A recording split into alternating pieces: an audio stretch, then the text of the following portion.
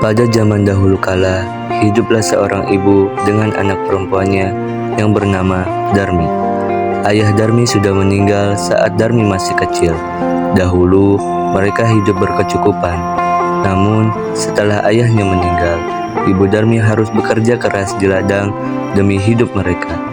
Karena setiap hari bekerja di ladang, kulit ibu Darmi jadi semakin gelap, dan berat tubuhnya pun menyusut. Semua dilakukannya demi Darmi, putri satu-satunya. Namun, apa yang dilakukan Darmi, ia tidak mau membantu ibunya. Kerjanya setiap hari hanya berdandan. Dia juga enggan keluar rumah, karena takut kulitnya menjadi gelap seperti ibunya. Suatu hari, ibu Darmi akan bekerja di ladang. Ia akan bekerja sampai sore hari, sebab musim panen telah tiba. Ibu Darmi berkata pada Darmi,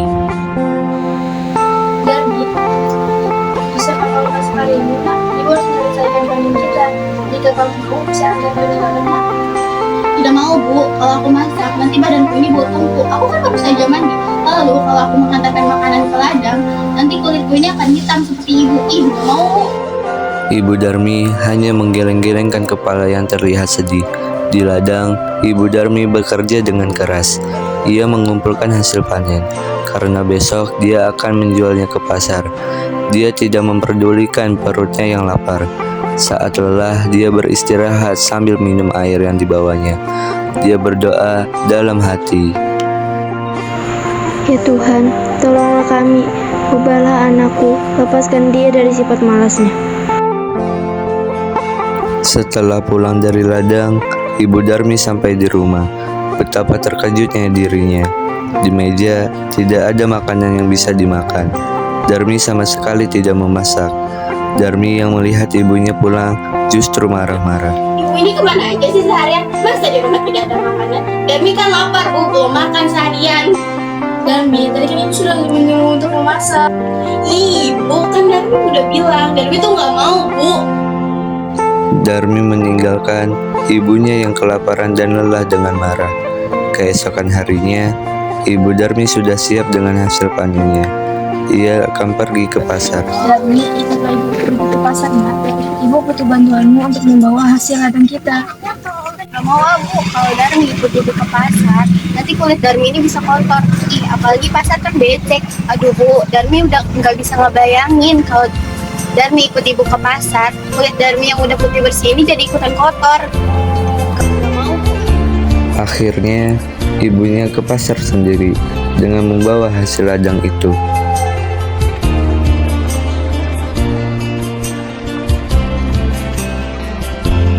Sorenya, ibu Darmi pulang membawa uang hasil panen. Tidak terlalu banyak. Darmi yang melihat ibunya sedang menghitung uang, segera mendekati ibunya. "Bu, bedak Darmi habis nih. Beliin dong, Bu." "Dan besok kita harus ke pasar supaya Ibu tidak sakit." "Ya deh, besok Darmi ikut Ibu ke pasar." "Bu, di jalannya jangan berdampingan. Ibu di belakangku saja." "Kenapa Darmi?" Udah deh, Bu, pokoknya Ibu di belakangku saja." Akhirnya, Darmi dengan terpaksa ikut ibunya pergi ke pasar. Darmi sebenarnya malu berjalan bersama ibunya yang berkulitnya gelap dan wajah yang tak terawat. Tiba-tiba di tengah perjalanan ada seorang teman Darmi yang menghampiri dan bertanya, "Darmi, kamu mau kemana?" "Aku mau ke pasar." "Iya, bukan, dia itu bukan ibuku, dia itu pembantuku." "Mana mungkin dia ibuku, amit-amit deh." "Oh, pembantu." "Iya, yaudah ya, aku duluan." Betapa sedih ibu Darmi mendengarnya. Namun, hanya ia tahan di dalam hati. Mereka melanjutkan perjalanan ke pasar. Darmi bertemu dengan temannya yang lain. Habis ini kita kemana lagi? Rumah banyak kok. Ayo. Kedua orang pemuda itu melihat temannya Darmi dan lalu menyapa. Darmi, kamu mau kemana? "Mau ke pasar." Teman sekali kamu mau ke pasar. Ngomong-ngomong, siapa itu di belakangmu? Apakah ibumu? "Bukan, dia itu bukan ibuku, dia itu pembantuku." Oh, pembantumu. Sudah, kami duluan ya. Sungguh hati ibu Darmi semakin sedih. Begitu tega anaknya mengakui dirinya sebagai pembantu. Namun, sekuat tenaga, dia berusaha menahannya.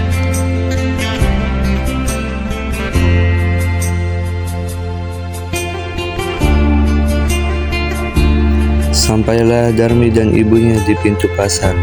Saat mereka akan memasuki pasar, lagi-lagi Darmi bertemu dengan temannya yang lain. Darmi, tumben kamu mau ke pasar. Iya, aku mau membeli sesuatu. Wah, kamu sekarang tambah cantik aja. Bagi dong tips merawat diri. Kamu bisa aja. Kalau kamu ingin cantik seperti aku, kamu harus setiap hari luluran. Dan jangan lupa dandan juga. Oh, seperti itu. Lalu siapa itu di belakang kamu? Iya, siapa ya? Ibumu. Dia. Bukan, dia itu bukan ibuku. Mana mungkin ibuku. Ya, amit-amit deh. Setelah bertemu temannya, Darmi dan ibunya melanjutkan jalan ke pasar. Sesampainya di sana, Darmi melihat-lihat dan membeli barang-barang yang dijual di pasar itu.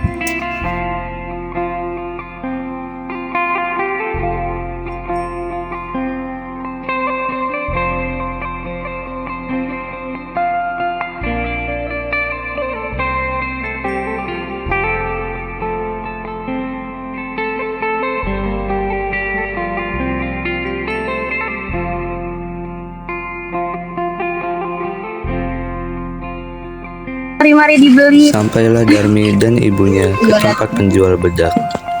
Silakan Bu, dipilih. Bu, saya mau cari bedak yang kualitasnya baik dan mahal.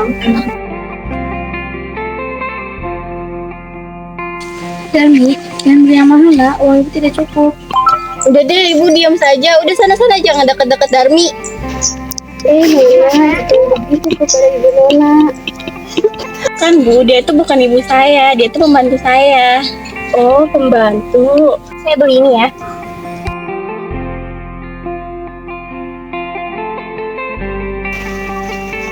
Terima kasih, jangan lupa datang kembali.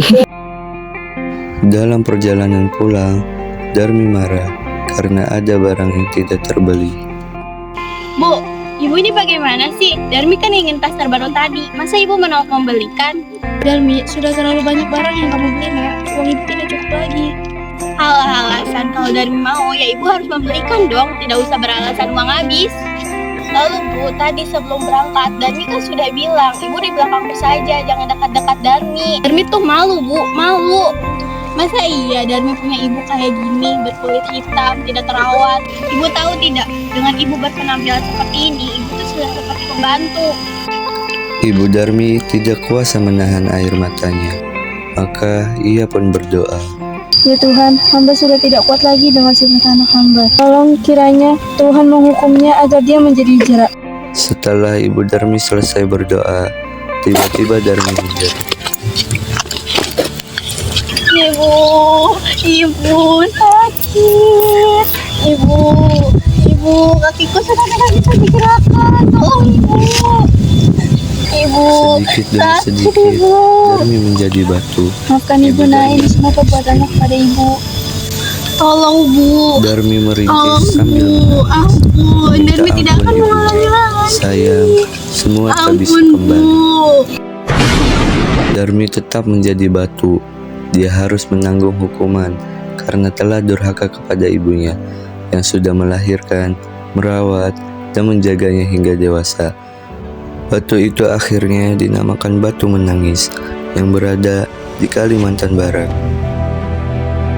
Dari cerita rakyat Batu Menangis, kita semua dapat mengambil pelajaran bahwa kita sebagai seorang anak hendaknya harus berbakti kepada orang tua kita. Ibu adalah orang yang telah mengandung, melahirkan dan merawat kita dengan penuh kasih sayang.